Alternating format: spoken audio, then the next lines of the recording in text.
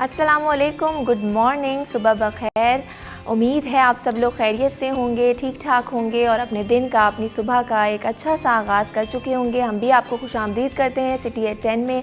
मैं हूँ ज़हरा रज़ा और आज हफ्ते का पहला दिन भी है और पहले दिन की जो इब्तिदा होनी चाहिए, जो शुरुआत होनी चाहिए, वो भरपूर एनर्जी के साथ होनी चाहिए, पॉजिटिव सोच के साथ होनी चाहिए ताकि आपका जो पूरा हफ्ता है वो इसी पॉजिटिव एनर्जी के साथ गुज़रे। हम भी प्रोग्राम का आगाज़ करते हैं और जैसा कि आप जानते हैं हम अपने प्रोग्राम की जो इब्तिदा है वो एक अच्छी मैसेज के साथ करते हैं, एक अच्छे पैगाम के साथ करते हैं। तो आइए जानते हैं कि हमारे सेगमेंट एक दिन एक नेकी में आज मुफ्ती अहमद अली साहब हमें क्या पैगाम देने वाले हैं। नहमदुहु व नुसल्ली अला रसूलिहिल करीम। मेरे दोस्तों, बुज़ुर्गों, भाइयों, आज का मेरा पैगाम ये है कि हमारी बहनें, हमारे भाई जब अज़ान होती है उसमें बातें करते रहते हैं, हालांकि ऐसा नहीं करना चाहिए। रसूल अकरम सल्लल्लाहु अलैहि व आलिहि वसल्लम ने इरशाद फरमाया, क़ूलू मिस्ल मा क़ालल मुअज़्ज़िन, जैसा मुअज़्ज़िन कहता है तुम भी ऐसे कहा करो।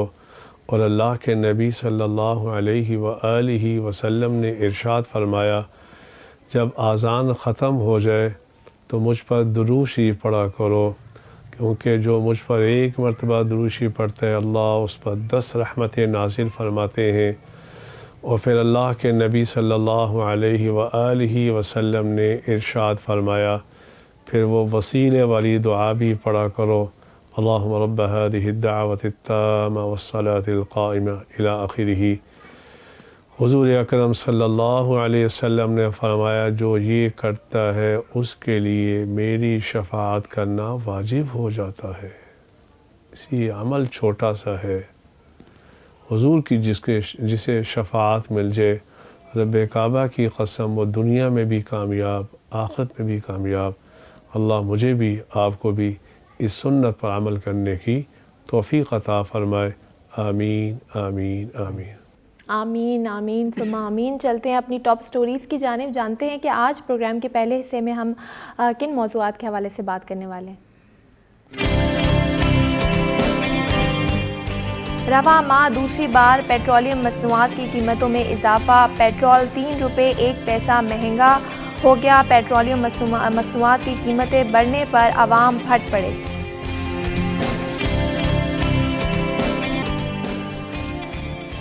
कोरोना केसेस बढ़ने पर हुकूमत भी मैदान में आ गई। SOPs पर सख्ती से अमल दरामद कराने का फैसला, अवामी मकामात पर मास्क पहनना लाजमी करार।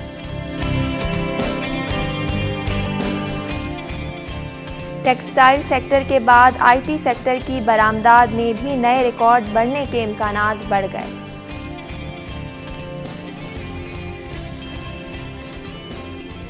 जी, ये तो थी आज की टॉप स्टोरी। सबसे पहले चलते हैं अपनी पहली स्टोरी की जानिब। आपको बताएं कि पेट्रोलियम मसनूआत की कीमतों में एक बार फिर इजाफा हो गया है। 3 रुपये 1 पैसा जो पेट्रोल है फ़ी लीटर वो महंगा कर दिया गया है, जिसके बाद नई पेट्रोल की जो कीमत है वो 147 रुपये 83 पैसे फ़ी लीटर मुकर्रर कर दी गई है। हाई स्पीड डीज़ल की कीमत भी 3 रुपये महंगी हुई है, 3 रुपये का इसमें इजाफा हुआ है। 1 लीटर डीज़ल 144 रुपये 62 पैसे महंगा हो गया है। लाइट डीज़ल भी 3 रुपये 33 पैसे, मट्टी का तेल भी 3 रुपये महंगा कर दिया गया है। और जिसके बाद आवाम जो है वो पेट्रोलियम मसनूआत की कीमतें बढ़ने के बाद ज़ाहिर है महंगाई का एक नया तूफ़ान, जिस हिसाब से इस वक्त महंगाई ने आवाम की कमर तोड़ दी है। और अब ये जो अगर जनवरी के महीने की बात की जाए तो दूसरी बार पेट्रोलियम मसनूआत की कीमतों में इजाफा हुआ है। इस हवाले से बात करेंगे। अशरफ खान साहब हमें ज्वाइन कर चुके हैं, सीनियर रिपोर्टर हैं, उनको वेलकम करते हैं। अस्सलाम वालेकुम अशरफ साहब, कैसे हैं आप? जी बिल्कुल ठीक।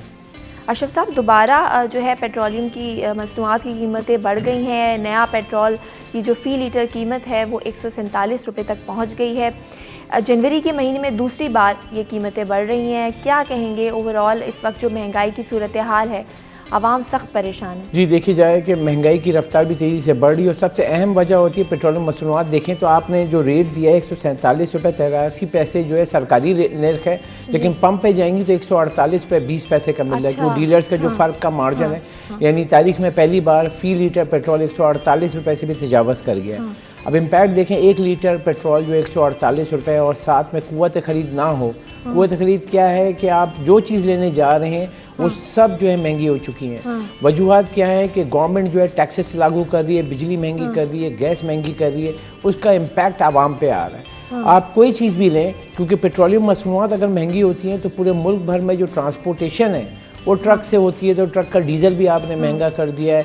ज़री जो अजनास पैदा होती हैं उसमें भी आपके ट्रैक्टर चलते हैं, ट्यूबवेल चलते हैं, तो डीजल जब महंगा होता है तो सिर्फ एक आम आदमी नहीं, जो नीचे जो काश्तकार है, जो हमें सामान प्रोवाइड करता है, ज़रिया अजनास देता है, वो भी महंगी हो जाती है, तो उसकी लागत महंगी हो जाती है। तो आप सिर्फ ये नहीं समझें कि पेट्रोल अगर महंगा होता है 2 रुपये, 3 रुपये, 4 रुपये, उसका इम्पैक्ट आप ग्राउंड से देखें, काश्तकार से लेके आप तमाम फल, सब्ज़ी, चावल, गंदम, ये सब की कॉस्ट बढ़ जाती है। क्यों? क्योंकि ट्रैक्टर यूज़ होता है, ट्रांसपोर्टेशन लगती है, किराए बढ़ जाते हैं। अब यहाँ से पूरे मुल्क में कराची जो है पोर्ट सिटी है, और यहाँ से तमाम माल जो आता है पूरे मुल्क भर में जाता है बाय रोड। आपने देखा होगा ट्रकों की लाइन लगी हुई होती है। तो यकीनन अगर आप भी कारोबार कर रहे हैं और डीजल महंगा होगा तो क्या करेगा, वो किराया बढ़ा देगा।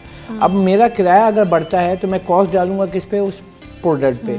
अब यहाँ बोलना कि सिर्फ 3 रुपये बढ़ना है, जैसे वो गवर्नमेंट कहती है इन्फ्लेशन इम्पैक्ट नहीं करता है, ये ग्राउंड से लेके ऊपर तक हर आदमी इम्पैक्ट होता है। जब पेट्रोलियम मसनूआत या बिजली की कीमत बढ़ती है तो उसकी पैदावारी लागत बढ़ जाती है। तो अशरफ साहब, जब से हम पाकिस्तान तहरीक इंसाफ की हुकूमत की बात करें, जब से वो आई है, कितनी बार पेट्रोल बढ़ चुका है? भाई देखा जाए तो क्योंकि आलमी मार्केट में भी कीमतें बढ़ी, साथ में जो रुपए की कदर इन्होंने गिराई। आप इस वक्त देखें 178 का डॉलर अगर ओपन मार्केट में पहुंचा हुआ है, तो आप उसका फ़र्क देखें कि आप $1 लेने के लिए 178 रुपये दे रहे हैं, तो उसका भी फ़र्क है। फिर इन्फ्लेशन का फ़र्क है। ये सारा जो इम्पैक्ट अगर आप देखें, जब से 3-3.25 साल हो गए इस गवर्नमेंट को, और जब से आई है रुपए की कदर में मुसलसल कमी हो रही है। जब ये गवर्नमेंट आई थी तो 122 रुपये का था डॉलर, क्योंकि 18 अगस्त 2018 को ये आए थे, और उस वक्त जो प्राइस था 122 रुपये का डॉलर था। इस वक्त क्या है, 178 रुपये। तो इतना बड़ा गैप है, और वो इम्पैक्ट क्या हर चीज़ पे आया। बिजली आपके यहाँ महंगी हो गई, पेट्रोलियम मसनूआत महंगी हो गई, क्योंकि आप रुपये की कदर जो गिराए जा रहे हैं, तो रुपए के बदली चीज़ें आप खरीदते हैं, तो वो चीज़ें सब महंगी होती जा रही हैं। आलमी मार्केट भी एक वजह है, क्योंकि कोरोना के बाद लॉकडाउन खुला तो खाम तेल की कीमत बढ़ी, ये सारा इम्पैक्ट है। लेकिन आपके पास सबसे ज़्यादा इम्पैक्ट क्या है? रुपए की कदर में गिरावट, साथ में आपकी इन्फ्लेशन, और ये सारा इम्पैक्ट जो पड़ा है वो किस पे पड़ा है? आम आदमी पे। क्योंकि अगर उनसे पूछें, वो कह रहे हैं कहाँ है महंगाई। गवर्नमेंट एक तरफ कह रही है कि नहीं महंगाई नहीं है, कहाँ से महंगाई नहीं है वो कह रहे हैं। अब मेन ये है कि जैसे हम खबर देते हैं, आप तेल लेने जाएं, घर में खाना पकाने का 1 लीटर तेल 450 रुपये लीटर है, ब्रांडेड जो, ठीक है। इसके बाद आप खुला तेल लें, वो भी 350 रुपये का है। खुला तेल यानी कि अनब्रांड होता है, वो अच्छा नहीं होता है, और मुझे सेहत भी कहते हैं सिंध फूड अथॉरिटी। उसके बावजूद लोग मजबूर हैं। 350 जो 200 रुपये का तेल था वो अब कितने का है? 450 रुपये का। तो गरीब आदमी की कुव्वत खरीद ख़त्म हो गई ना वो। अब वो कैसे खाना बनाएगा? मतलब खाना जो बनता था उसकी कॉस्ट इतनी बढ़ गई है, मुर्गी महंगी, अंडा महंगा, सब कुछ महंगा है। तो आप कैसे घर का राशन चलाएंगे? राशन लेने जाएं, उस पर आप गवर्नमेंट ने इम्पैक्ट दे रही सिर्फ ये पेट्रोलियम मसनूआत। अच्छा, एक तरफ हम देख रहे हैं कि पेट्रोल की कीमतें बढ़ रही हैं, पेट्रोलियम मसनूआत की कीमतें बढ़ रही हैं, दूसरी तरफ जो अशिया ज़रूरियाँ हैं उनकी कीमतें भी बढ़ रही हैं। मिनी बजट आया, सेल्स टैक्स लगा दिया गया हर चीज़ पर। तो ओवरऑल इंटरनेशनल मार्केट की जब हम बात करते हैं तो माना कि एक हद तक बढ़ती हैं वहाँ पर भी ऑयल प्राइसेस की अगर बात करें, लेकिन कम भी होती हैं, तो हमारे यहाँ कम नहीं होती कभी भी जी। और अभी भी हुकूमत जो है वो दूसरे ममालिक से कंपैरिजन करती है और कहती है कि अभी भी पाकिस्तान में जो पेट्रोल है वो दूसरे ममालिक से कम है। तो ये कंपैरिजन आपको लगता है ठीक है? भाई देखें, एक कंपैरिजन अगर हम देखें, मेरी भी सिस्टर 2 बाहर हैं जी, आपके भी जानने वाले होंगे। वहाँ जो कमाई है यानी आमदनी जो मैं वहाँ नौकरी करके कमाता हूँ बहुत ज़्यादा है। ठीक है, मैं यहाँ कमा रहा हूँ एग्जाम्पल के लाख रुपए महीना, वहाँ मैं आराम से 5 लाख रुपए कमा सकता हूँ। तो उसकी जब 5 लाख रुपए माहाना आमदनी है और वो 3 लाख खर्च कर रहा है तो उसको मसला नहीं है इन्फ्लेशन से। यहाँ मसला है, यहाँ आपकी जो मिनिमम तनख्वाह कितनी है आप देखें तो जाके, वो गरीब आदमी की आपने सरकारी 20,000 रुपये अगर आपने रखी हुई, 20,000 में कोई ज़िंदगी अपना घर चला सकता है? नहीं चला सकता। बिजली आपने महंगी कर दी, गैस आपने महंगी कर दी, जो चीज़ आप लेने जा रहे हैं वो महंगी कर दी, सौदा लेने जाएं मतलब किराया। अब वो 20,000 में, मतलब आप सोचें, अब वो 20,000 की नौकरी कर रहा है तो आलीशान बंगले में नहीं रह रहा होगा, वो किराए में रह रहा है। किराया भी बात है ना, आपकी कुव्वत खरीद नहीं है, आपकी तनख्वाहें इतनी कम है, कि आप जिस हिसाब से चीज़ें महंगी आप ख़रीद नहीं सकते। और ये भी कि जो यूटिलिटी स्टोर्स हैं अगर उनकी बात की जाए तो वो लोग जो कि बेचारे नहीं ख़रीद सकते, वो जाते हैं लाइनों में लगते हैं यूटिलिटी स्टोर्स पे, लेकिन वहाँ पर चीज़ें दस्तयाब नहीं हैं, होलसेल मार्केट में चीज़ें दस्तयाब नहीं हैं। तो ये जो रिलीफ पैकेज की बात करती है हुकूमत और सब्सिडीज़ की बात करती है, तो इसका तो कोई भी फ़ायदा आवाम को नहीं पहुंच रहा। बहुत बड़ी रिलीफ पैकेज का ऐलान किया गवर्नमेंट ने। अब 1000 रुपये, आप आजकल फ़ोन पे सुन रही होंगी कि 1000 रुपये आपका अगर 50,000 रुपये से कम आमदनी है, आप मैसेज करें और उसको जो है 1000 रुपये महीने का दिया जाएगा। अब हमारे आसपास देखते हैं, कैमरा मैन देखें आप, हमारे एमपीएन देखें, मतलब यकीनन ये सब जो है 50,000 से नीचे इनकी तनख्वाह होती है, मजबूर होते हैं। अब ये भी अगर मैसेज करेंगे इनको क्या मिल जाएंगे? अब मेन ये कि आप प्रोसेस एक इतना उसका तशरीह कर रहे हैं, इतनी मीडिया पे आप दे रहे हैं और इतना सब कुछ कर रहे हैं। 1000 रुपये एक ख़ानदान को आप दे रहे हैं। एक घर में अगर 5 लोग हैं, 1000 रुपये दें, आप बताएं 1000 रुपये आप लेके जाएं कुछ, तो 1000 रुपये क्या ले सकते हैं आप? तो चीनी लें 100 रुपये किलो, गोश्त लें, चिकन भी लें तो 300 रुपये का 1 किलो गोश्त मिलता है। 1000 में तो एक दिन का खाना मतलब आप नहीं आ 3 वक्त की अगर चीज़ें भी लेने जाए 1000 रुपये कम है। आप 1000 रुपये की अगर आप दे रहे हैं, इतने बड़ी बड़ी बातें कर रहे हैं, तो 1000 रुपये का पूरे महीने का क्या करेगा वो? हाँ। अब वो पूरा ख़ानदान है, 1000 रुपये में कितना इम्पैक्ट आ जाएगा? आप वही चीज़ डायरेक्टली इम्प्लीमेंट कर दो कि चीज़ें कम करा दें, आप उसकी कीमत कम करा दें। आपने ऑयल सेक्टर को कुछ नहीं किया, आपने सिर्फ नोटिस लिया, उसकी कीमतें बढ़ गई। आपने चाय पे नोटिस लिया, आपकी कीमतें बढ़ गई। आपने अब अच्छा, ये बात हमेशा देखी जाती है, इसको क्या कहें, जब भी गवर्नमेंट किसी चीज़ का नोटिस लेती है उसकी कीमत मजीद बढ़ जाती है। चीनी तो रिकॉर्ड मारी थी ना, मतलब 150 रुपये तक चली गई थी। अब उसके बाद जब क्योंकि अब शुगर केन आ गई, गन्ने से चीनी बनना शुरू हो गई, तो कीमत नीचे आ गई। लेकिन अभी भी 100 रुपये की मिल रही है, कुछ सस्ती तो नहीं हो गई। जब ये गवर्नमेंट आई थी तो 50 रुपये 55 रुपये चीनी थी।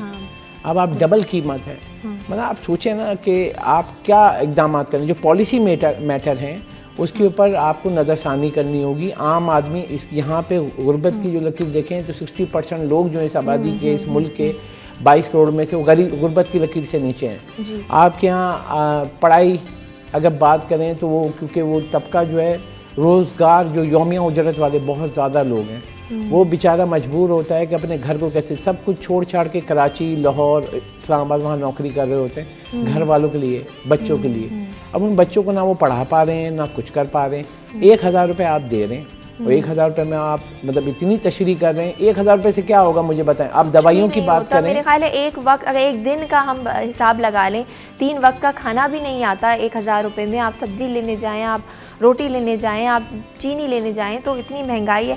अशरफ साहब, ये भी मुझे बताइए कि आइंदा आने वाले वक्तों में आप कैसे देख रहे हैं, जितना पीटीआई का दौर रह गया है, क्या कुछ रिलीफ मिल पाएगा आवाम को? और अभी जो ये लॉन्ग मार्च होने जा रहा है, जो अपोजिशन है फरवरी और मार्च में जो लॉन्ग मार्च करेगी, तो उससे कुछ हुकूमत पर दबाव डाल सकेगी, कुछ कमी आएगी कीमतों में, या इसी तरह हम परेशान ही रहेंगे? नहीं, अपोजिशन और ये सारे सिर्फ बोल रहे हैं, मगर अगर आप इम्प्लीमेंट देखें, मिनी बजट पास तो हुआ ना असेंबली से, बिल्कुल पास। वोट जब डाले गए और ये बोल रहे हैं अक्सरियत में है और ये इनको पास नहीं होने देंगे, तो कैसे हो गया मिनी बजट? जो जब आया फाइनेंस तरमीमी बिल जो है असेंबली से ही पास हुआ ना। जो वहाँ बैठे हुए हैं वो सिर्फ आके बाहर लोगों को बोल रहे होते हैं, लेकिन असेंबली में क्योंकि उनके भी काम होते हैं, तो वो कैसे पास हो गए? सवाल तो ये बनता है, जब आप बोल रहे हो ये पास नहीं होने देंगे, आप लड़ाई झगड़ा तो नहीं करें ना, आप वहाँ पे आराम से बताएं भाई ये चीज़ सही नहीं है, आप उसकी नियम बदल बता दें।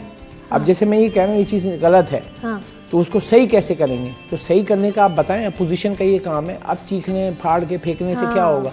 अब सवाल तो ये बनता है ना, हमारा सवाल ये बनता है कि वहाँ पे जब वोट डलते हैं और वो गवर्नमेंट जो है, हुकूमत वो बिल लाती है, कैसे मंजूर हो जाता है? इसलिए क्योंकि तादाद ज़्यादा है, आपकी तादाद कम है। आपने लोगों को बोला, इतनी सारे आपने चीज़ें बोली, आपके सामने क्या हुआ है आप बताएं। अब वो चला गया, सदर का सिर्फ साइन होना है, सदर पाकिस्तान का, वो आ जाएगा, इम्प्लीमेंट हो जाए। उससे पहले आप चीज़ें देखें। मैं आपको बताऊं, दवाइयाँ महंगी हो गई।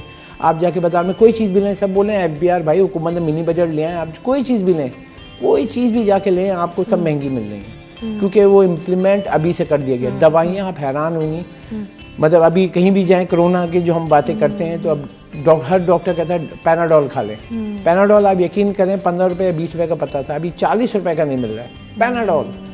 दूसरी दवा छोड़ दें, मतलब ब्लड प्रेशर की, हार्ट की, ये सारी दवा छोड़ दें। छोटी सी ड्रग महंगी हो गई है, जो मतलब एक पैनाडोल दवा एक बुखार के लिए नॉर्मल सी 2 टैबलेट खानी है, जो 15 रुपए का पैकेट होता था, एक पत्ता 10 गोलियों का 40 रुपए का है। अब बाकी चीज़ें तो छोड़ दें ना आप ड्रग रेगुलेटरी अथॉरिटी कहाँ है, गवर्नमेंट कहाँ है, वफाकी वजीर कहाँ है, ये सारी चीज़ें सिर्फ बोल रहे होते हैं, ट्वीट कर रहे होते हैं, इम्प्लीमेंट कुछ नहीं कर। बिल्कुल, एक तरफ तो महंगाई है, एक तरफ ये भी है कि अशरफ साहब मसनूई महंगाई है, हर कोई अपनी मनमानी कीमत पे जो है चीज़ें फ़रोख्त कर रहा है। रिटेल मार्केट में अगर आप चले जाएं, एक दुकान पे एक चीज़ की कीमत अलग है, दूसरी दुकान पे उस चीज़ की कीमत आपको अलग मिलेगी, 3-4 रुपये का फ़र्क होगा।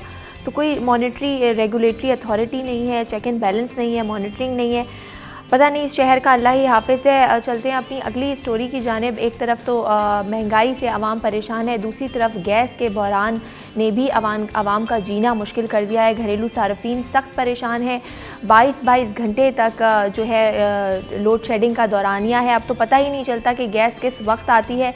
ख़वातीन जो हैं वो खाना बनाने शदीद मुश्किलात का सामना है, चूल्हे ठंडे पड़ गए हैं और महंगाई इतनी है कि अब बाहर से जाकर होटल या रेस्टोरेंट से जाकर कोई चीज़ खाना जो है वो एक आम आदमी के बस की बात नहीं है। जी अशरफ साहब क्या कहेंगे? एक तरफ महंगाई है, दूसरी तरफ गैस का शदीद बहरान है, लोड शेडिंग इतनी ज़्यादा है कि जो टाइम है नाश्ते खाने या उसका जो रात के खाने का, उस टाइम पर भी गैस आ रही होती है तो उसका प्रेशर इतना लो होता है कि आप उस पर खाना नहीं बना सकते। मगर ये तो हम तो कह रहे हैं, मगर सुई सदन गैस नहीं मानती है जी। अगर मैं बताऊं, हम लोग यहाँ डिफेंस क्लिफ्टन की बात, पोश इलाके आप PCHS की बात करें, डिफेंस की बात करें, क्लिफ्टन में बात करें, वहाँ गैस नहीं है। लोग आप हैरान होंगी कि इतने बड़े बड़े घरों में, इतने महंगे घरों में रहते हैं, वो सिलेंडर यूज़ कर रहे हैं। इसके अलावा आप लियारी चले जाएँ, जो हमने रिपोर्ट भी की है, किमाड़ी चले जाएँ, वहाँ तो गैस आई नहीं रही, वो बेचारे लकड़ियों पे जो खाना बना रहे हैं मजबूर हैं। और वहाँ जाएँ तो जो बातें बोलते हैं हम ऑन एयर भी नहीं कर सकते हैं, क्योंकि वो एक गरीब आदमी है, उसको तो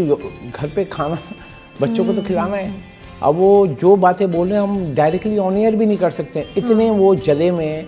और ऐसी ऐसी बातें बोलते हैं कि मतलब वो कह रहे हैं कि आप बताओ, आप यहाँ पे आए हो। अब तो वो हमें उल्टा कहते हैं कि भाई आप आओगे, आप क्या करोगे, मेरे घर में खाना पक जाएगा। अब वो ये कह रहे हैं कि वो इदारे, हमने भी वो कंप्लेन दी, आप हैरान होंगी, अभी यहाँ पे PCHS के इलाके में एक गैस लीकेज हो रही थी, जैसे हमने बहुत सारी खबरें भी दी, धमाके हुए वो सेवरेज लाइन में और इन सब में, तो गैस लीकेज से PCHS में हो रही थी। वो वीडियो आई, मोहल्ले वाले ने कुछ हमारे रिपोर्टर को भेजी, वो गए वहाँ पे जाके दी, हमने वो रिपोर्ट मतलब वो जो बनाई हमने सुई सदन गैस को दी। और मुझे आप हैरान, अभी भी मेरे पास मैसेज पड़ा हुआ है, आप हैरान होंगे, वो पता है क्या कह रहे हैं, वो हमने तो मंडे को सही कर दिया था। ये पिछले हफ्ते की बात बता रहा हूँ। वो कह रहे हैं हमने मंडे को हमने कहा ये कंप्लेन की गई है, अभी तक आपकी टीम नहीं आई है। उर्दू में लिखा था मैंने कि अभी तक टीम नहीं आई है, हमारी टीम वहाँ पहुँची भी है और वो कर रही है। कह रहे हमने तो मंडे को कर दिया। मतलब सुई सदन गैस, मैंने कहा ये वहाँ पे ये लीकेज हम लाइव दिखा रहे हैं और वहाँ लीकेज हो रही है गैस। आप कह रहे हो गैस नहीं है, वहाँ पे तो गैस लीकेज हो रही है। अब वो कह रहे हैं नहीं हमने सही कर दिया। मतलब बहस कर रहे हैं स्पोक्समैन सुई सदन गैस के, वो तमाम रिकॉर्ड मेरे पास मौजूद है। मैंने कहा भाई आपको मैं ये बोल रहा हूँ, वहाँ पे लोग रहते हैं, खुदा ना खास्ता वहाँ पे कोई आग लग जाए, कोई हादसा पेश, हमारा काम है रिपोर्ट भी करना है, हम आपको भी अपडेट कर रहे हैं। हमने रिपोर्ट चला के आपको भेजी, आप टीम भेज दें। मैंने मेरी टीम वहीं पे वहाँ पे खड़ी रहेगी सिटी 21 की, जब तक आपकी टीम नहीं आएगी। आखिर मजबूरन टीम आई है, उन्होंने काम किया, मगर वो मान नहीं रहे थे। मैं इस वक्त अगर बात करें नॉर्थ कराची की बात करें, नॉर्थ नाज़ाबाद की बात करें, नाज़ाबाद की बात करें, आप जो मेन इलाके हैं जो दूर दराज के, शादमान की बात करें, आप कैफ़े प्याला की तरफ जैसे गुलबर्ग की बात करें, आप ये तमाम इलाके हैं, फेडरल एरिया की बात करें, जब ख़वातीन यानी आप लोग जाते हैं खाना बनाने के लिए, नाश्ता बनाने जाएँ, गैस मतलब आप गैस आएगी तो आग जलेगी तभी तो बनेगा ना भाई। अब सुबह जाए एक नाश्ता भी आप लेने जाएं, आप हैरान होंगे, इस वक्त अंडा या पराठा या कोई सादी रोटी के साथ भी लेकर आए ना होटल से। बिल्कुल आप सही कह रहे हैं। तो अशरफ साहब ये क्या गैस की पाइपलाइंस नहीं बिछी या गैस की जो डिमांड है वो ज़्यादा है, सप्लाई कम है, ये मामला क्या है? क्योंकि हर साल यही प्रॉब्लम होती है। अगर इस साल से भी कुछ प्लानिंग कर लें तो आने वाले नेक्स्ट ईयर्स में शायद ये प्रॉब्लम सॉल्व हो जाए। प्लानिंग का फुकदान क्यों है हमारे? देखें 2 LNG टर्मिनल हैं हमारी, तो गैस फील्ड से गैस प्रेशर नहीं लगा है, लेकिन 2 गैस फील्ड जो देती थी तो हम ये कर सकते थे प्लानिंग में कि हम LNG टर्मिनल की जो इस्तेताद थी यानी सप्लाई चेन उसको बढ़ा सकते थे। वो मैक्सिमम 1200 MMCFD देती है। फिर हमने जो गैस जो इंपोर्ट की LNG वो भी हमने कम मंगाई थी, तो उसका जो इम्पैक्ट है नज़र आ रहा है कि गैस प्रेशर इंतहाई, ये सिर्फ कराची की बात नहीं करें मुल्क भर में, और गैस का इम्पैक्ट देखें तो हमारा शॉर्टफॉल 300 MMCFD पे पहुंचा हुआ है। आप सोचें कि 2.5 महीने के लिए CNG स्टेशंस बंद हैं, कैप्टिव पावर जो इंडस्ट्री के हैं वो बंद हैं, आपको इंडस्ट्री को मुकम्मल गैस नहीं दी जा रही है, घरों में गैस नहीं मिल रही है, और वो कह रहे हैं लोड मैनेजमेंट से गैस पूरी हम कर रहे हैं, ये दावा कर रही है स्वीट सदर्न गैस। हकीकत में जाके देखें तो आप जो ये शॉर्टफॉल इंडस्ट्री, आप यकीन करें 7 इंडस्ट्री जोन है कराची में, 2-2, 3-3 इंडस्ट्री जोन 24 घंटे के लिए बंद करते हैं, उसके बाद भी इंडस्ट्री को गैस नहीं मिल रही है। अब इसको अगर हम देखें तो इसके लिए गवर्नमेंट को फ़ौरन से जो इंडस्ट्री सेक्टर है उनसे बात करनी चाहिए। एक्सपोर्ट सेक्टर सबसे ज़्यादा मुतासर हो रहा है, वो कह रहा है कि $50 करोड़ का जो है अब तक इम्पैक्ट आ चुका है कि हमारी जो बरामदात हैं वो मुतासर हुई हैं। तो यहाँ पे जो कोई भी खुशी नहीं है गैस सप्लाई से, ना इंडस्ट्रियलिस्ट ना घरेलू सार्फिन, और उसके साथ साथ बात करें आपके जो कारोबार करने वाले लोग थे जो उससे मुंसलिक, जैसे CNG रिक्शे चलाते थे, CNG के वो बंद पड़े। अच्छा, स्वीट सदर्न गैस कंपनी की जानिब से ये कहा जा रहा था ये जो गैस की सप्लाई उन्होंने, आपने अभी सनत इंडस्ट्रियल जोन की बात की, वहाँ पर फरहमी जो है वो कम कर दी, हमने देखा CNG स्टेशंस को बंद कर दिया गया और कहा यह जा रहा था कि प्रायोरिटी जो है हमारी घरेलू सार्फिन है, लेकिन अफसोस के बाद घरेलू सार्फिन को ही गैस नहीं मिल रही, तो बाकी इन सबको बंद करने क्या फ़ायदा। मैं उनको कोई फ़र्क भी नहीं पड़ रहा है। हाँ। आप जितनी भी अपडेट कर दें मगर वो मान ही नहीं रहे। बिल्कुल आपने सही कहा। फिलहाल वक्त हुआ एक ब्रेक का, मिलते हैं एक छोटी सी ब्रेक के बाद।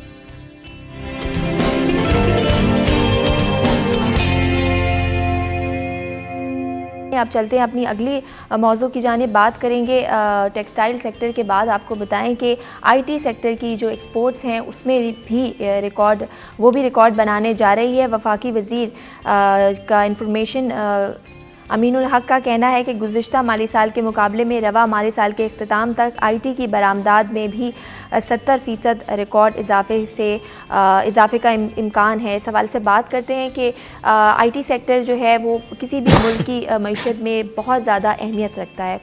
अब जब हमने टेक्सटाइल सेक्टर की बात की कि उसकी एक्सपोर्ट्स हमने देखी कि बढ़ी, अब कहा जा रहा है कि IT सेक्टर भी उसकी एक्सपोर्ट्स भी बढ़ी हैं, तो क्या इम्पैक्ट आएगा इसका ओवरऑल इकॉनमी के ऊपर? देखिए, सबसे बड़ा इम्पैक्ट तो ये होगा कि कीमती ज़र मुबादला आ रहा है, और जो वो लड़के और बच्चे जो सॉफ्टवेयर डेवलपमेंट में और इंजीनियरिंग में उन्होंने पढ़ा था तो उनके लिए बहुत बड़े दरवाजे खुल रहे हैं।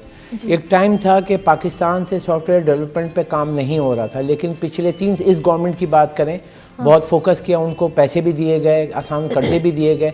उसकी वजह से ये हुआ है कि अगर आप पिछले माली साल की बात करें तो पाकिस्तान ने $2 अरब 10 करोड़ मालियत की जो है आपकी IT की एक्सपोर्ट की है। ये बड़ा हदफ हासिल किया था, 2 अरब 10 करोड़। अब रवा माली साल जो वफाकी वज़ीर अमीनुल हक से हमारी जो बात हुई है, उन्होंने खुशी तौर पर बताया कि भाई ये एक बहुत बड़ा इसमें ऑप्शन मौजूद है। अब हम पाकिस्तान तेज़ी से इसमें आगे बढ़ रहा है। टेक्सटाइल की हम बात करते हैं, उसके बाद IT सेक्टर भी अब पिछले माली साल में 70% से ज़ायद का हदफ है। जो अगले 6 महीने में हम पूरा करने जा रहे हैं। 3 अरब 50 करोड़ मालियत की हम एक्सपोर्ट करेंगे, तो कीमती ज़र मुबादला आएगा। और यहाँ पे बात करें, पाकिस्तान जो है चंद अरब डॉलर के लिए हम जा रहे हैं, IMF के पास उसका दबाव आ रहा है। अगर और यहाँ पे आप कमा सकते हैं, लेकिन ऑप्शन चाहिए जी। यानी अगर सपोर्ट मिले गवर्नमेंट से तो आपका हर सेक्टर तेज़ी से फ़रोग पा सकता है, लेकिन सपोर्ट ही नहीं मिलती है। अब मसला ये है कि कोई भी कारोबार या डेवलपमेंट, हमारे पास आपको पता है कि कितने सारी यूनिवर्सिटीज़ हैं जो कि IT डेवलपर्स करती हैं। मैं बताऊँ कि एक सर सैयद यूनिवर्सिटी है और वो वहाँ से सॉफ्टवेयर डेवलपमेंट के बहुत सारे बच्चे निकलते हैं। तो हमें फोकस कर गवर्नमेंट को एक पूरा एक बनाना चाहिए, प्लेटफॉर्म देना चाहिए। अब वहाँ पे कितने बच्चे निकल रहे हैं। अगर हम ये किसी से पूछें कि कराची की बात करें तो कितनी यूनिवर्सिटीज़ हैं, हर सेक्टर में कितने लोग निकल रहे हैं, तो उनके लिए आपको ऑप्शन खोलना चाहिए, दरवाजे, ताकि वो निकलें, आगे बढ़ें, और जो सीनियर्स हैं उनसे सीख के मज़ीद आगे बढ़ें, तो आप बहुत आगे बढ़ सकते हैं। हम तो अभी 3 अरब डॉलर की बात करें, अब इंडिया की एक्सपोर्ट का लिख के देखिएगा गूगल पे, आप इंडिया बहुत आगे है, क्योंकि उसे मार्केट हमसे 10 साल पहले कैप्चर कर ली है। अब हम आगे आ रहे हैं और हमारी कॉस्ट कम है, क्योंकि पाकिस्तान में इंजीनियर सॉफ्टवेयर डेवलपमेंट और ये सारे जो हमारी कॉस्ट कम आती है, तो आप यकीन करें कि अमेरिका क्या, UK क्या, सब हमारे पास आ जाएंगे। लेकिन उसके लिए ज़रूरत ये है कि वो यूनिवर्सिटीज़ जो हम ग्रेजुएशन करके या IT के एक्सपर्ट बन के निकल रहे हैं, पढ़ के निकले, उनको मौका दिया जाए, क्योंकि कोई बचपन से सीख के नहीं आता है, वो बिल्कुल आता है। आपने सही कहा, और IT सेक्टर पे आपको और मज़ीद इन्वेस्टमेंट करने की ज़रूरत है। बहुत शुक्रिया अशरफ खान साहब, आपका प्रोग्राम में तशरीफ़ लाए। मज़ीद बात करेंगे प्रोग्राम के दूसरे हिस्से में, कुछ और मौज़ूआत को शामिल गुफ्तगू करेंगे, लेकिन वक्त हुआ एक ब्रेक का। कहीं मत जाइए, देखते रहिए City at 10।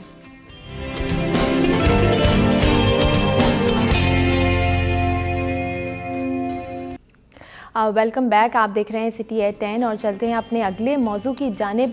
बात करेंगे शहर कायद की मसाइल की, जो कि ख़त्म होने का नाम ही नहीं लेते। और अब तो ऐसा लगता है कि कराची वालों की किस्मत में, उनकी तकदीर में ये प्रॉब्लम्स, ये मसाइल लिख दिए गए हैं।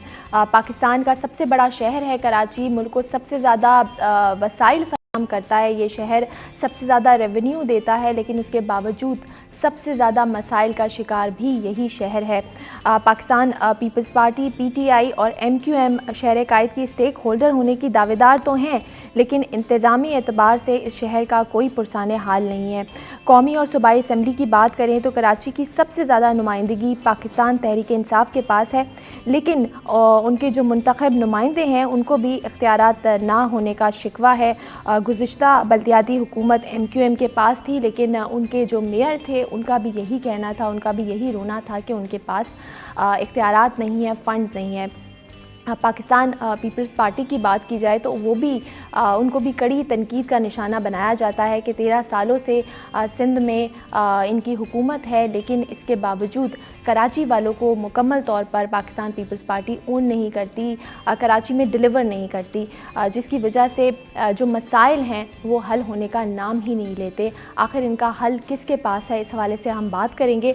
हमें ज्वाइन किया है एडमिनिस्ट्रेटर कराची मुर्तज़ा वहाब ने, उनको वेलकम करते हैं। बहुत शुक्रिया मुर्तज़ा वहाब साहब, आपने हमें वक्त दिया। कराची की बात कर रहे हैं, कराची के मसाइल की बात कर रहे हैं। बहुत ज़्यादा मसाइल हैं, पानी की किल्लत है, सीवरेज का निज़ाम ठीक नहीं है, बारिश का पानी आता है तो सड़कों पर सड़कें जो हैं वो तालाब का मंजर पेश करने लगती हैं, ट्रांसपोर्ट का निज़ाम सही नहीं है, सफाई सुथराई का निज़ाम सही नहीं है। हमेशा हमने देखा है कि कराची में हमेशा ब्लेम गेम चलता रहता है, इख्तियारात का रोना रोया जाता है। जो भी मेयर आता है वो कहता है कि हमारे पास इख्तियारात नहीं है। आप जब से कराची के एडमिनिस्ट्रेटर हैं, कराची की एडमिनिस्ट्रेशन देख रहे हैं, 4-5 महीने हो चुके हैं, तो क्या आप बताएंगे, क्या कोई तब्दीली आई है, क्या काम हो रहा है? देखिए, 4 महीने का अरसा कोई इतना लंबा अरसा नहीं होता जिसके अंदर आप टेंजिबल रिज़ल्ट्स लोगों को दिखाएं, लेकिन 4 महीने के अंदर आप सिमत का तयन कर देते हैं किस तरफ जाना है। मैं समझता हूँ 4 महीनों में बहुत सारे चैलेंजेस कराची की इंतज़ामिया को आए, जिसमें बारिश के कोई 3 बड़े स्पेल्स थे जो कि इस दौरान आए, और आपने देखा कि कराची की इंतज़ामिया मुतहर्रिक नज़र आई, सड़कों पर नज़र आई, और जो कुछ भी कराची की इंतज़ामिया कर सकती थी कराची के शहरियों के मसाइल हल करने के लिए, आपको नज़र आया कि वो तमाम लोग काम कर रहे थे। कोई ब्लेम गेम नहीं हो रहा था कि जी मेरी ज़िम्मेदारी नहीं है, फ़लाँ की ज़िम्मेदारी है। मैं ख़ुद ग्राउंड पर मौजूद था, मेरा सारा अमला मौजूद था, और चाहे KMC हो, चाहे DMCs हो, सॉलिड वेस्ट हो या वाटर सर्विस बोर्ड हो, तमाम इदारे मिलकर काम कर रहे थे। तो मैं समझता हूँ सबसे इम्पॉर्टेंट जो अचीवमेंट है वो ये कि वो ब्लेम गेम की एक रविश जो थी वो ख़त्म हुई है और सारे इदारे मिलकर काम करें, नंबर 1। नंबर 2, मैं समझता हूँ इस दौरान सड़कों की कार्पेटिंग के कुछ जगहों पे काम हुए हैं, सड़कों को बेहतर बनाया गया है, और कुछ प्रोजेक्ट्स को हमने प्रोक्योरमेंट का प्रोसेस स्टार्ट कर दिया, अखबार में ऐड वगैरह आ गए। इंशाल्लाह जैसे ही ट्रांसपेरेंट अंदाज से प्रोसेस कंप्लीट हो जाएगा, लोग ऑन ग्राउंड सड़कों की तामीर का सिलसिला देखेंगे। पार्कों के हवाले से अनगिनत पार्क हैं, चाहे DMCs के हों, चाहे KMC के हों, जिनको हमने पिछले 4 महीनों में शहरियों के लिए खोल दिया है, उनको रिवाइव किया है। इस वक्त आपके मॉर्निंग शो के लिए भी मैं एक पार्क में मौजूद हैं, आप देख सकते हैं, सब्ज़ा है, हरियाली है, फूल है। ये शो करता है कि जो माजी में चीज़ों को बंद कर दिया गया था, हर चीज़ को ओपन कर दिया गया और एक ट्रांसपेरेंट अंदाज से कराची की इंतज़ामिया के मामला आ जा रहा है। कचरे का एक बड़ा प्रॉब्लम था कराची शहर के लिए। कराची के 7 अजला में से 6 अजला के अंदर कचरे का काम जो है वो एहसन अंदाज से सरअंजाम दिया जा रहा है, उनको आउटसोर्स कर दिया और सिंध सॉलिड वेस्ट उस काम को कर रही है। कोरंगी का भी हमने 1 जनवरी से काम का प्रोसेस स्टार्ट कर दिया है। एक डिस्ट्रिक्ट सेंट्रल हमारा रहता है जहाँ पर अभी तक सिंध सॉलिड वेस्ट ने प्रोसेस स्टार्ट नहीं किया, उसके अंदर बॉटल नेक्स कुछ आ रहे हैं जिनको रिजॉल्व करने की कोशिश की जा रही है, बट इंशाल्लाह आई एम ऑन इट। पुरुमीद हूँ कि इंशाल्लाह अगले 3 से 4 महीने में ये डिस्ट्रिक्ट सेंट्रल के जो कचरे का इशू है इसको भी सस्टेनेबल अंदाज से हम हल कर लेंगे। Karachi water and sewerage board भी उसकी इंतज़ामिया के साथ बार बार बात की जाती है, गुफ्तगू शनीद की जाती है, और कुछ पानी के मंसूबों के ऊपर बड़ा तेज़ी के साथ काम हो रहा है, जिसके अंदर चाहे KMC हो, वाटर सेवरेज बोर्ड हो या सिंध हुकूमत का लोकल गवर्नमेंट डिपार्टमेंट हो, तीनों इदारे मिलकर एक सिनर्जी के साथ काम करें। और इंशाल्लाह कुछ ऐसे प्रोजेक्ट्स हमने अब स्ट्रीमलाइन कर लिए हैं जो कि अगले 24 से 25 महीनों में जो कराची के पानी के मसाइल हैं उसके अंदर खातिर खा मैं समझता हूँ मसाइल में कमी हम लाने में कामयाब बिल्कुल मुर्तज़ा आप साहब आपने सही कहा भी है कि जब कराची में बारिश हुई 4-5 महीनों का अगर हम देखें तो काफ़ी काम हुआ है और आप बड़े ही मुतहरक नज़र आए हैं, चाहे वो पार्क का मामला हो या पानी की निकासी का मामला हो। लेकिन आपको नहीं लगता कि काम होता है, कचरा भी उठाया जाता है, लेकिन उसमें कंसिस्टेंसी नहीं होती?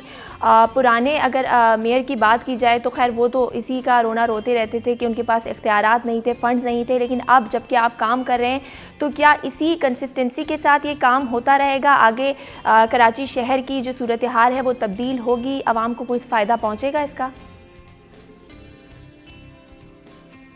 देखिए, तब्दीली तो शहरियों को अब नज़र आ रही है जी। मैं मिसाल देता हूँ, मैं कल कराची ज़ू गया हुआ था, आपका कैमरा भी वहाँ पर आया था, वहाँ पर हमने फ्लावर शो किया। तो इस फ्लावर शो करने के लिए ताकि शहरी आके उस खुली फ़िज़ा में सांस ले सके, वो फूल वगैरह देख सकें, एंजॉय कर सकें, मैं समझता हूँ कोई इसी इख्तियारात की किसी इजाफी फ़ंड की ज़रूरत नहीं थी। बट बदकिस्मती के साथ मेयर साहब ने वो काम नहीं किया। हमने कराची ज़ू के अंदर बारादरी को इम्प्रूव करके वहाँ पे फ्लावर शो किया। आपने देखा कि हमने फ्रेयर हॉल पे फ्रेयर गार्डन को इम्प्रूव किया, वहाँ पर हम इस वक्त मैरीगोल्ड फेस्टिवल हमने किया। डिस्ट्रिक्ट सेंट्रल के अंदर हमने जो तालीमी बाग बड़ा मशहूर ग्राउंड है, पार्क है, वहाँ पर हमने फ्लावर शो फ्लावर फेस्टिवल किया। हम एम्प्रेस मार्केट को ठीक करने जा रहे हैं, फ्रेयर हॉल को इस वक्त ठीक करने का प्रोसेस स्टार्ट हो गया, जो पुरानी बिल्डिंग है 1865 की बनी हुई। तो ये तमाम चीज़ें हम कर रहे हैं और वो वही इख्तियारात को इस्तेमाल करते हुए कर रहे हैं जो कि हमेशा से कराची की इंतज़ामिया के साथ थे, लेकिन अनफॉर्चुनेटली उस इंतज़ामिया ने कभी भी मसाइल को हल करने में दिलचस्पी नहीं दी। तो मैं समझता हूँ इम्पॉर्टेंट चीज़ जो कराची वालों को पिछले 4-4.5 माह में नज़र आई है और वो सिमत यही है कि when there is a will there is a way. अगर आप काम करना चाहें आप काम कर सकते हैं और लोगों को वो काम होता हुआ नज़र आ रहा है। कराची वाले उस काम को होता हुआ देख रहे हैं और उस वजह से जो माजी में कराची के बहुत सारे ठेकेदार थे वो अब परेशान हो रहे हैं कि शायद कराची वालों को एक नया ऑप्शन नज़र आ रहा है पाकिस्तान पीपल्स पार्टी की शक्ल में, जिससे वो खाइफ हैं, जिससे वो परेशान हैं और परेशानी की वजह से वो आपको सड़कों का रुख करते हुए नज़र आ रहे हैं। सही, बिल्कुल सही कह रहे हैं मुर्तज़ा वहाब साहब। और अहम मसले के हवाले से भी बात करना चाहूँगी। इस वक्त सिंध लोकल गवर्नमेंट एक्ट के हवाले से जो कि तमाम अपोजिशन जमातें एक पेज पर नज़र आती हैं और हमने देखा कि धरना भी दे रहे हैं और ये कहा जा रहा है कि ये काला कानून है और वफाकी हुकूमत भी इसमें शामिल है और वफाकी हुकूमत ने ग्रीन लाइन बसेस का भी जो मनसूबा है उसका इफ्तिताह किया। तो इसका कोई दबाव सिंध हुकूमत पर पड़ रहा है और क्या किस तरह से आप इसको हैंडल करेंगे? क्या कोई मुज़ाकरात होंगे अपोजिशन से इस हवाले से? देखिए, मैं समझता हूँ कि इतनी बड़ी वफाकी हुकूमत अगर 9 साल के अंदर 80 बसेस लाकर शामियाने बजाती है तो बस ये शो करता है इनका माइंडसेट क्या है। पीपल्स पार्टी बसों का प्रोक्योरमेंट का प्रोसेस स्टार्ट कर दिया। कराची शहर के लिए 240 नई बसेस पाकिस्तान पीपल्स पार्टी की सिंध हुकूमत ला रही है और पहली उसकी जो ट्रांच है इंशाल्लाह 31 जनवरी तक 50 बसेस की कराची पोर्ट तक पहुंच जाएगी। इसी तरह हमारी जो ईदी लाइन थी, ऑरेंज लाइन, उसका इंफ्रास्ट्रक्चर कंप्लीट है, बसेस का हमने ऑर्डर दे दिया है, वो भी गालिबन मार्च में कराची शहर आ जाएंगे और हम अपनी ईदी लाइन को ऑपरेशनलाइज कर पाएंगे। रेड लाइन का टेंडरिंग कंप्लीट हो चुकी है, उसकी ग्राउंड ब्रेकिंग जो है इंशाल्लाह आइंदा चंद हफ्तों में कर दी जाएगी और रेड लाइन पाकिस्तान का पहला एक सेल्फ सस्टेनेबल मॉडल पर चलने वाला मास ट्रांजिट का मंसूबा होगा बिकॉज इसका जो फ्यूल है वो चीप फ्यूल होगा, वो बायोगैस पर मबनी होगा, यानी ये जो गोबर है उसको इस्तेमाल किया जाएगा, जिसके 2 फ़ायदे हैं, एनवायरनमेंट फ्रेंडली टेक्नोलॉजी भी होगी और सस्ती भी शहरियों के लिए होगी। तो ये तमाम चीज़ें पाकिस्तान पीपल्स पार्टी की सिंध हुकूमत कर रही है ताकि आवाम के मसाइल को हल किया जा सके और इस तरह ओवरऑल कराची के इंफ्रास्ट्रक्चर को इम्प्रूव करने के लिए वाटर सेवरेज का निज़ाम हो, कचरे की सिचुएशन हो, वेस्ट टू एनर्जी प्लांट्स हो ताकि सस्ती बिजली मिल सके और मोस्ट इम्पॉर्टेंटली कराची वालों को जो ओपन अर्बन स्पेसेस हम दे सकें ताकि कराची वाले आके खुली फ़िज़ा में सांस ले सकें, एंजॉय कर सकें। उन तमाम चीज़ों के ऊपर पाकिस्तान पीपल्स पार्टी की सिंध हुकूमत काम कर रही है और मैं समझता हूँ लोगों को काम होता वो नज़र आ रहा है और चूँकि काम हो रहा है और लोग मुतमईन नज़र आ रहे हैं पाकिस्तान पीपल्स पार्टी की इस तब्दीली से, ये जो तब्दीली की सिमत हमने कराची शहर के अंदर स्टार्ट की क्योंकि पीपल्स पार्टी को स्पेस मिली है, क्योंकि अब वो खौफ की फ़िज़ा कराची शहर में नहीं है, लोग PTI से ना लाएँ, बाकी सियासी जमातों से ना लाएँ, तो अब peoples party as a viable option Karachi वालों को नज़र आ रही है और कराची वाले देख रहे हैं कि पीपल्स पार्टी काम कर रही है, पीपल्स पार्टी के वज़रा काम कर रहे हैं, इंतज़ामिया काम कर रही है और मैं समझता हूँ ये जो हमारे अपोजिशन के दोस्त हैं ये उस चीज़ से परेशान नज़र आते हैं, उस चीज़ से नाला नज़र आते हैं और इसलिए ये इस तरह की तनकीद कर रहे हैं। मैं समझता हूँ बेजा है, उसका हकीकत से कोई लेना देना नहीं। सही, बिल्कुल सही आपने कहा। बहुत शुक्रिया मुर्तज़ा वहाब साहब आपका, आपने हमें वक्त दिया और जिस तरह से आपने अभी हमें बताया कि कराची वालों के लिए काम हो रहा है, कई ऐसे प्रोजेक्ट्स हैं चाहे वो ट्रांसपोर्ट के हवाले से हों या कराची की शहरियों की जो सहूलियात हैं पानी के हवाले से, पार्क्स के हवाले से या सीवरेज के निज़ाम के हवाले से, उस पर काम हो रहा है लेकिन कंसिस्टेंसी नहीं होती। हम उम्मीद करते हैं कि इसी तरह ये काम होता रहेगा और कराची वालों को, कराची के शहरियों को रिलीफ पहुँचेगा। मज़ीद बात करेंगे लेकिन फ़िलहाल वक्त हुआ एक ब्रेक का, कहीं मत जाइए, मिलते हैं एक छोटी सी ब्रेक के बाद।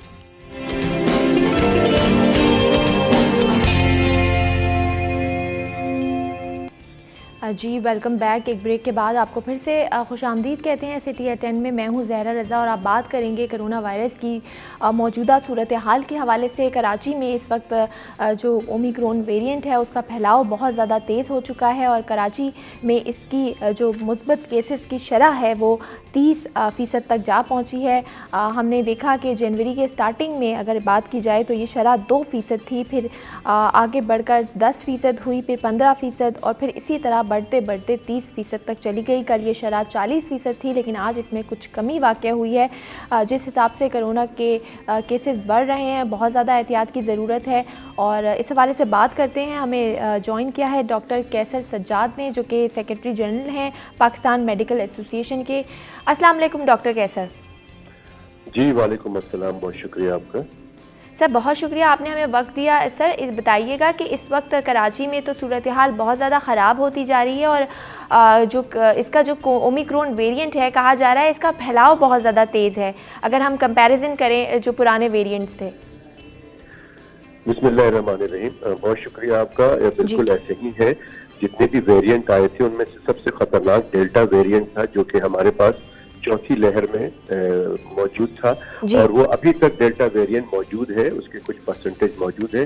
क्योंकि डेल्टा वेरिएंट जो है जब ओमिक्रॉन आया था उससे पहले लेस देन 1% डेल्टा वेरिएंट मौजूद था। लोगों में 400-500 केसेस आ रहे थे पाकिस्तान में, लेकिन ये जो इस वक्त 40% बताया जा रहा है पॉजिटिविटी रेट ओमिक्रॉन का, जिसमें से 95% ओमिक्रॉन है, इसमें जो है ये वो है जो कि रजिस्टर्ड है। तादाद कहीं ज्यादा है, बहुत से लोग टेस्ट कराते नहीं हैं और अगर बहुत सारे लोग अपने घर में एक आदमी ने करा लिया है और उनके घर में 5-6 लोग बीमार हो गए तो बाकी लोग नहीं कराते।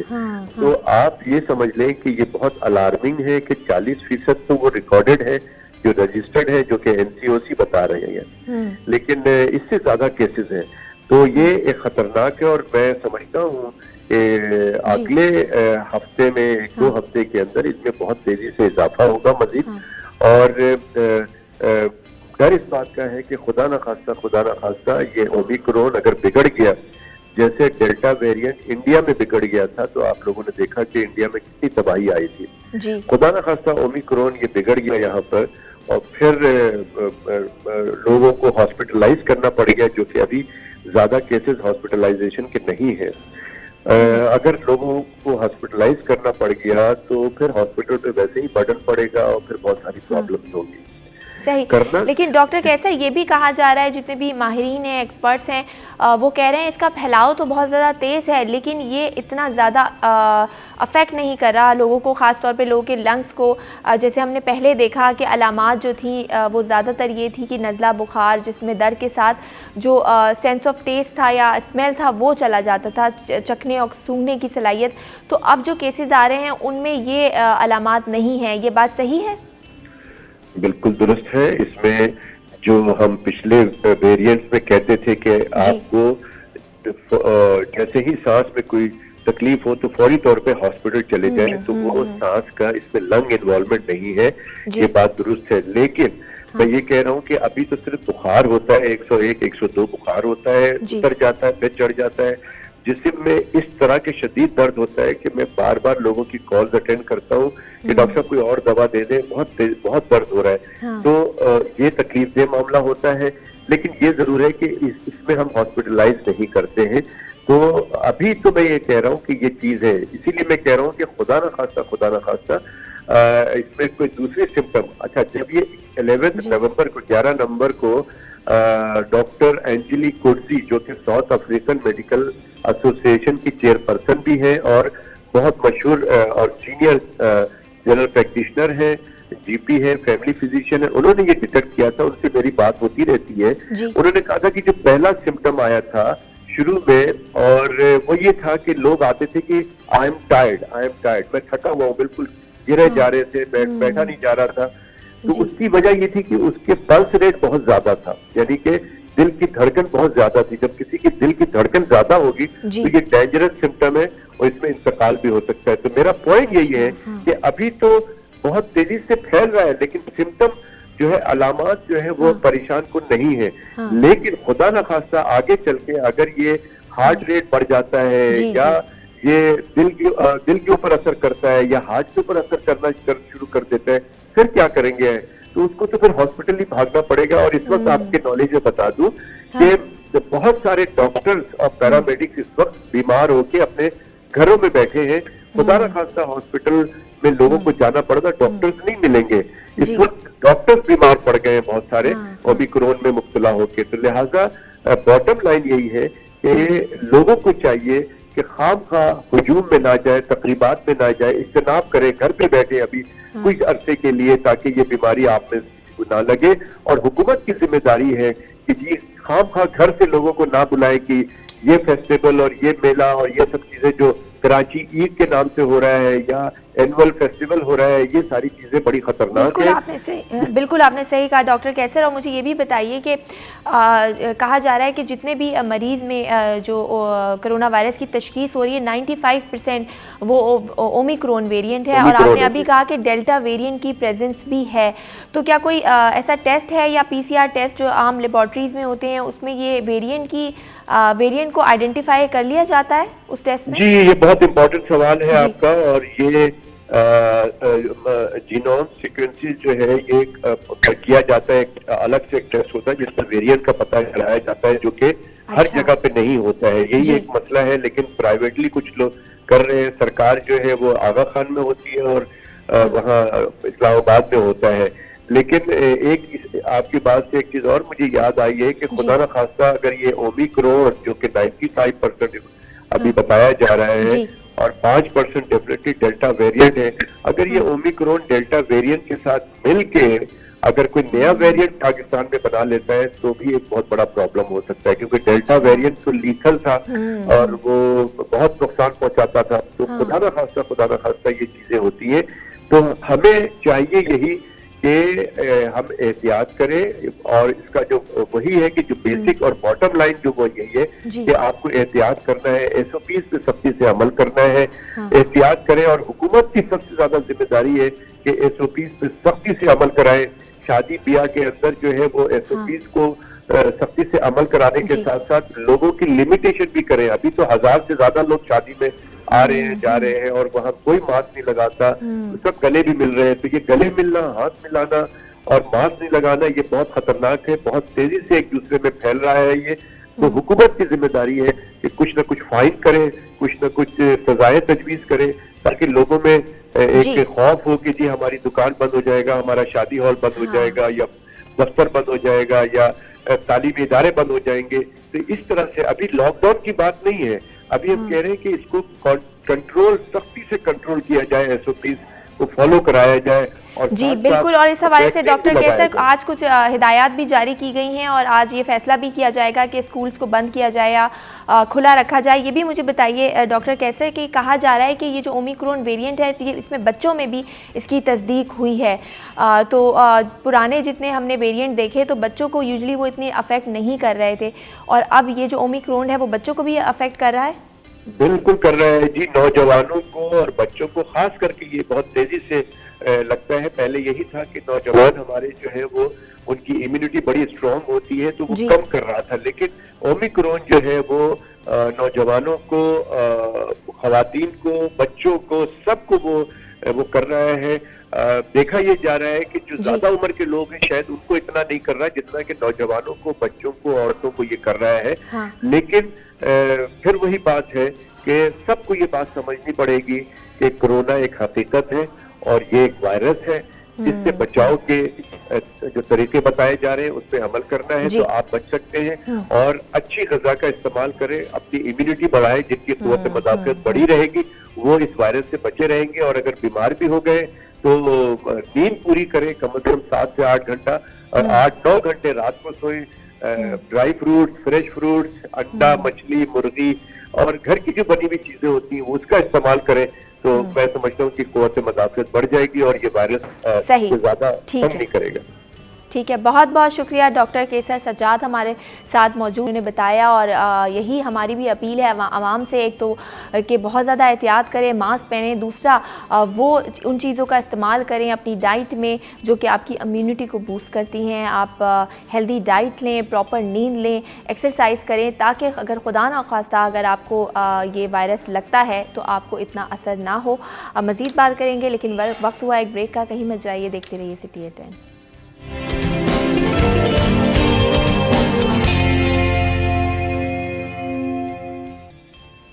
जी वेलकम बैक। अब वक्त हुआ है हमारे अगले सेगमेंट जिसका नाम है कराची टैलेंट। और आज हम आपको इस सेगमेंट में एक ऐसे काबिल और होनहार शख्स से मिलाएंगे जिन्होंने बरतानिया में जो कि बरतानिया में तालीम के शोबे में आला खदमात सरअंजाम दे रहे हैं। और मलका बरतानिया की जानिब से इन्हें काफ़ी अवार्ड्स और सर्टिफिकेट भी दिए गए हैं। बात कर रही हूँ मैं कराची के रिहायशी जो कि इस वक्त बरतानिया में मुकीम हैं ज़ोहेब तारिक की, जिन्होंने दुनिया के 58 मुल्कों में तालीम के शोबे में काम किया, जहां से वो सरमायाकारी बरतानिया लाए। और इसके बाद ज़ोहेब तारिक ने जो है कुछ एजाज़ात भी हासिल किए। शाही ख़ानदान की मौजूदगी में ये अवार्ड्स उनको दिए गए और पूरी दुनिया में उन्होंने पाकिस्तान का नाम रोशन किया, कराची का नाम रोशन किया।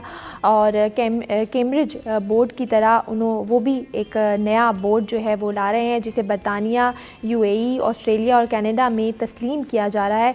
तो इस हवाले से बात करते हैं। जिस तरह पाकिस्तान में कराची बोर्ड है, सिंध बोर्ड है, इसी तरह बरतानिया में कैम्ब्रिज बोर्ड है, तो ये कौन सा बोर्ड ला रहे हैं और कितना फ़ायदेमंद होगा।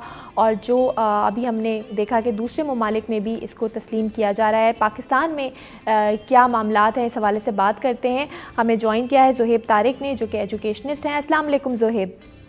वालेकुम सलाम जी। सर बहुत शुक्रिया आपने वक्त दिया। आप नो डाउट आप पाकिस्तान का नाम रोशन कर रहे हैं, कराची का नाम रोशन कर रहे हैं। ज़रा बताइएगा इस बोर्ड के हवाले से क्या है ये और किस तरह से आप काम कर रहे हैं। तो एग्ज़ाम बोर्ड हमने लर्निंग रिसोर्स नेटवर्क के नाम से इंग्लैंड में रिकॉग्नाइज करवाया है यूके गवर्नमेंट से। और ये जो बोर्ड है वो डिफरेंट कंट्रीज़ में मिनिस्ट्रीज से, यूनिवर्सिटीज़ से अप्रूव है। इवन के पाकिस्तान में हमारी प्री-यू फाउंडेशन क्वालिफिकेशन है, IBCC से अप्रूव्ड है। हाँ। और इंशाल्लाह लेटर दिस ईयर हम जो है इंटरनेशनल GCSE और इंटरनेशनल A लेवल्स लेकर आएंगे अपना, जो कि पाकिस्तानी गवर्नमेंट से हम अप्रूवल करा कर उसको इंशाल्लाह पाकिस्तान में ऑफर करेंगे। तो अभी आपकी पाकिस्तानी गवर्नमेंट से ये इस बारे में बात हो चुकी है, आप कह रहे हैं अप्रूव्ड हो चुका है या अभी मराहिल चल रहे हैं? हमारी अप्रूव हो चुकी है और बाकी क्वालिफिकेशन लेटर दिस ईयर जो है अप्रूव करवा के इंशाल्लाह लाएंगे। सही। तो ये तलबा जो स्टूडेंट्स हैं उसके लिए कितनी फ़ायदेमंद होगा, असातिज़ा के लिए कितना फ़ायदेमंद होगा, और किसी भी मुल्क की तरक्की में जो हमारा जो स्टूडेंट्स हैं, जो हमारे तालिब इल्म हैं, उनका बहुत बड़ा किरदार होता है। तो आप समझते हैं कि जो अभी तालीमी मयार है पाकिस्तान का, कराची का, ख़ास तौर पे बोर्ड की बात की जाए, सिंध बोर्ड की, कराची बोर्ड की, तो वो आप क्या समझते हैं, उसमें अमेंडमेंट लाने की ज़रूरत है, चेंज लाने की ज़रूरत है? जी बिल्कुल, जो पाकिस्तान में बोर्ड्स में अमेंडमेंट्स लाने की ज़रूरत डेफिनेटली है। और यही रीज़न है कि मैं इस बोर्ड को पाकिस्तान में लेकर आ रहा हूँ ताकि ब्रिटिश क्वालिफिकेशन जो है वो पाकिस्तानी भी अवेल कर सकें, ठीक है। और एज अ पाकिस्तानी ज़ाहिर बात है मुझे फ़र्ज़ है कि मैं पाकिस्तान के स्टूडेंट्स की हेल्प करूँ और ये क्वालिफिकेशन को ऑफर करूँ। सही। तो ज़ोहेब ये बताइएगा कि जो आप बोर्ड ला रहे हैं यहाँ पे और आपकी बातचीत भी चल रही है और जो अभी मौजूदा बोर्ड है, तो क्या डिफरेंस है, किस तरह से आप इसको डिफ़ाइन करेंगे और किस तरह से ये पाकिस्तान में बेहतरी ला सकता है? देखिए, मौजूदा बोर्ड जो है और उनके स्कूल्स जो है वो ज़्यादा कमर्शियल्स हुए हैं। मेरा टारगेट है कि जो हमारे मिडिल क्लास और गरीब तबका है उनकी हेल्प की जाए ताकि वो भी ब्रिटिश क्वालिफिकेशंस ले सकें, वो भी अवेल कर सकें जो बाकी लोग अवेल करते हैं, और वो भी ज़ाहिर बात है माइग्रेट कर सकें और जो है ब्रिटिश क्वालिफिकेशंस लेके अच्छी जगहों पे जॉब करें दुनिया भर में। तो गरीब तबका किस तरह से इसका फ़ायदा उठा सकेगा? क्योंकि अभी हम ओ लेवल्स या ए लेवल्स की बात करें तो वो स्कूल जहाँ पे ओ लेवल्स और ए लेवल्स के बच्चे हैं वहाँ पे तालीम बड़ी महंगी है। तो अगर ये बोर्ड आ जाता है तो किस तरह फ़ायदा होगा? क्या इसके पॉजिटिव एस्पेक्ट्स हैं? जाहिर बात है उसकी कॉस्ट बिल्कुल कम रखेंगे कंपेयर टू जो अभी करंट बोर्ड्स हैं और करंट स्कूल्स हैं, ठीक है ना, ताकि इससे जाहिर बात है गरीब तबका और मिडिल क्लास फैमिलीज जो हैं वो अफोर्ड कर सकें। और जाहिर बात है इसमें मुझे पाकिस्तानी गवर्नमेंट से भी कोऑपरेशन चाहिए कि मेरे साथ हेल्प करे इसको कामयाब करने के लिए।